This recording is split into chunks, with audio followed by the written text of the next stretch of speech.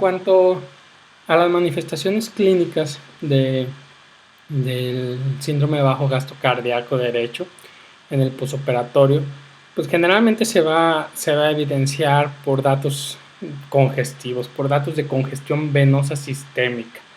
Y generalmente esto aunado a ausencia de congestión venosa pulmonar, porque esto normalmente vamos a ver una placa limpia con datos de aumento de las presiones venosas sistémicas. Por lo tanto, pletora yugular, congestión hepática, edema de extremidades, progresivo, generalizado puede ser, incluso ascitis. Casi siempre prácticamente se observan datos de insuficiencia tricuspidea, la cual llega a ser importante, y todo esto por la dilatación propia del ventrículo derecho, no tanto, o más bien no por disfunción valvular como tal. No hay daño de la válvula tricuspidea. Lo que pasa es que se dilata el anillo tricuspideo y esto condiciona la regurgitación o la insuficiencia tricuspidea. Obviamente en un paciente o en un ventrículo derecho fallando, en una falla cardíaca derecha, pues una de las cosas que podemos escuchar es un tercer ruido derecho clínicamente con el estetoscopio. Sin embargo, esto no es tan fácil muchas veces en el contexto del paciente, ya que es un paciente intubado con ventilación mecánica invasiva y bueno, con sobredistensión pulmonar, y los ruidos cardíacos pueden estar disminuidos de intensidad y por lo tanto puede pasar desapercibido si no hay cuidado en la auscultación el tercer ruido derecho.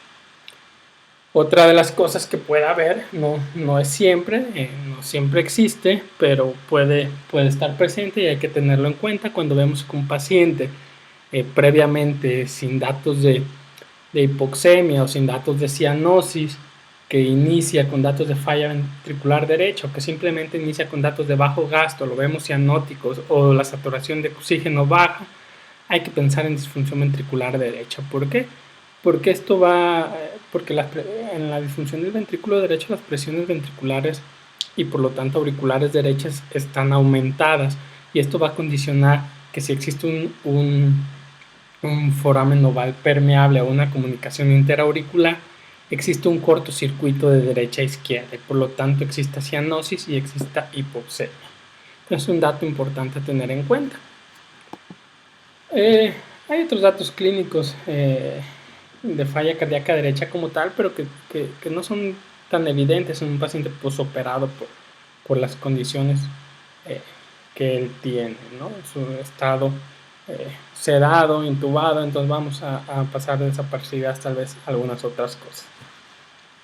En cuanto a la evaluación, una vez que sospechamos que el paciente tiene disfunción del ventrículo derecho o ya datos de síndrome de bajo gasto cardíaco derecho, pues pueden hacerse e investigarse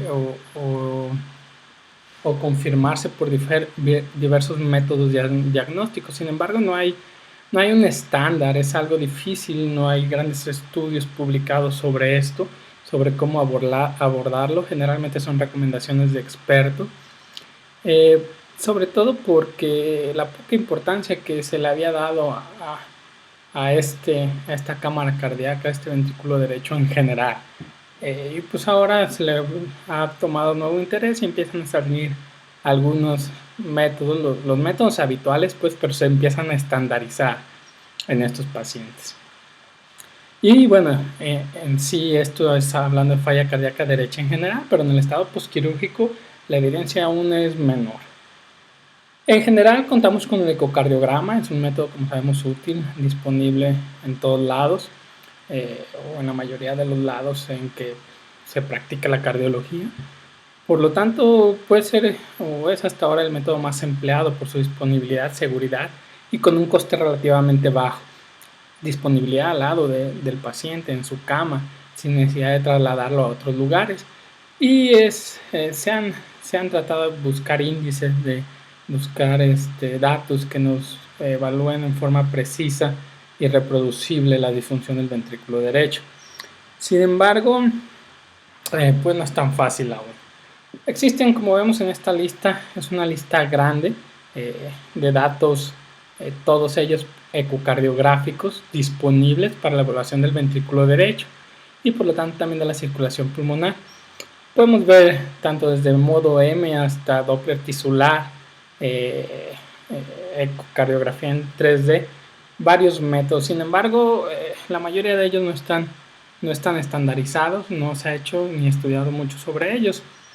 Básicamente lo que tal vez se ha visto más reproducible o se han hecho estudios sobre esto es el área de acortamiento fraccional, más bien el acortamiento fraccional del área del ventrículo derecho, la cual cuando es menor al 35% traduce disfunción ventricular derecha, que asociada a los datos clínicos podemos hablar ya en un estado posoperatorio de un síndrome de bajo gasto cardíaco derecho.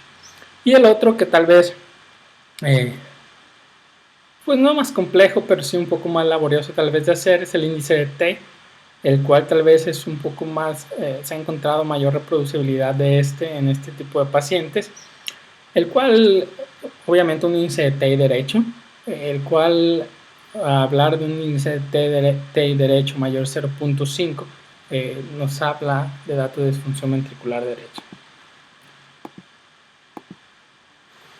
Aquí vemos un ecocardiograma en 2D, una vista apical de 4 cámaras, en el cual vemos una dilatación impresionante del ventrículo derecho a su lado izquierdo de la pantalla, poniendo una imagen de Doppler en color, en el cual vemos una insuficiencia tricuspidia severa, prácticamente una insuficiencia tricuspidia libre. Vemos del lado derecho de su pantalla el Doppler continuo, en el cual medimos ya en forma cuantitativa la insuficiencia tricuspida, dándonos un gradiente de IT de 60.8 milímetros de mercurio con una velocidad de 3.9. Es una IT severa, ¿no? Entonces este es un buen método ahí al lado del paciente. Sin embargo, hay que considerar que la ventana para realizar la ecocardiografía no siempre es buena en estos pacientes. Bueno, en cuanto a la evaluación de la hipertensión pulmonar, más bien la evaluación prequirúrgica de estos pacientes para saber qué tanto riesgo existe una vez que se hace la cirugía, pues básicamente se ha enfocado en la detección o ausencia de hipertensión pulmonar. Obviamente es algo que se queda corto, hay muchos otros datos que pudieran estudiarse, sin embargo no sabemos qué tanta predicción nos van a poder dar. Lo que se ha estudiado y lo que se ha visto es la hipertensión pulmonar, y más que el grado de hipertensión pulmonar, la presencia o ausencia de esta. Tal vez los métodos de evaluación prequirúrgica más difundidos es el Parsonage y el Euroscore, con sus grandes deficiencias cada uno, pero en ellos se incluye si hay o no hipertensión pulmonar, y en estos la hipertensión pulmonar es el factor de riesgo para mortalidad más importante, el que más predice mortalidad. Entonces es un dato muy, muy relevante. Como ya lo mencioné antes, no es dependiente del nivel de presión arterial pulmonar, sino de que esté presente o no. Y bueno, un dato importante que puede determinar la mortalidad en este grupo de pacientes, más que nada, es la hipertensión pulmonar residual ya una vez operado o corregido el defecto que se haya hecho. Si persiste la hipertensión pulmonar en el posoperatorio, determina mejor la mortalidad que la hipertensión pulmonar como tal preoperatoria.